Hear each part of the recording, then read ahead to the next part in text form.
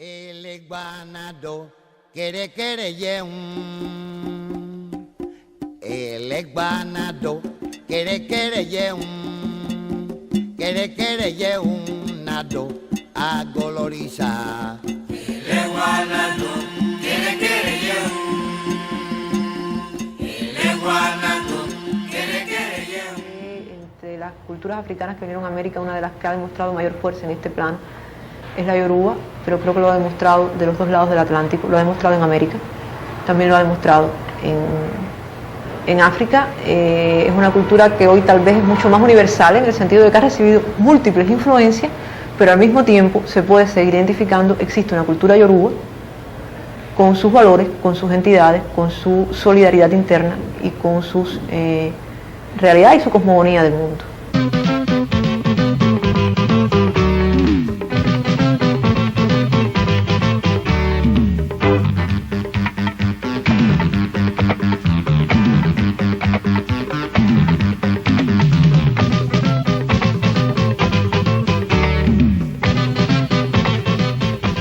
La religión es una constante entre los yoruba para todo, ya tanto como fenómeno cultural, histórico, social. Toda la vida del yoruba está guiada siempre por la religión. En términos generales, tradicionalmente, ante cualquier fenómeno, ante cualquier acto que va a asumir el yoruba, tiende siempre a consultar con sus orichas, con sus deidades. Hay algo muy importante que yo creo que para entender al africano hay que tener presente, y es la tremenda importancia de la religión en la cultura africana. Estos son dos elementos que no se pueden divorciar. Sencillamente el que los divorcie está incurriendo en el peligro de que si estudia África no la va a entender nunca. Los africanos llegaron a América, pero llegaron como mano de obra, como fuerza, como piezas de ébano, como se dice también metafóricamente, pero trajeron su gran cultura, una cultura que se ha sostenido, que ha resistido, que es un verdadero modelo de la cultura de la resistencia, debido a lo que ya tantos especialistas y conocedores de estas culturas han dicho, ¿no? A los valores filosóficos de estas culturas. En múltiples oportunidades hablé en este mismo lugar con José Luciano Franco. Como sabemos, es quizás una de las personas más competentes y más capaces para hablarnos del aspecto que trata este tema y del que queremos profundizar en brevísimas palabras.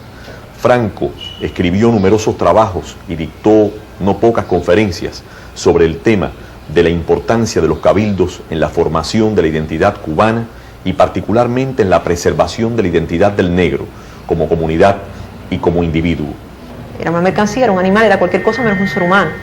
Y era un ser humano con frecuencia, con una cosmogonía y hasta con una cultura y con unos valores éticos y morales infinitamente superior que el que estaba comprando para después venderlo como una mercancía. Y esto es algo que también es importante. Son muchísimos los testimonios que puedo referir de la importancia que tuvo el cabildo en la ciudad para nuclear, para unir, para perpetuar tradiciones, hermandades o para prestar servicios.